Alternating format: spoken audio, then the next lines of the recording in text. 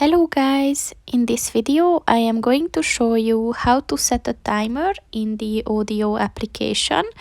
But first I just want to mention, don't forget to subscribe to my channel, because at 10,000 subscribers I am going to show you my whole YouTube revenue statistics and growth strategy, as well as how to make money online. Let's jump into it. First of all, open the application on your phone.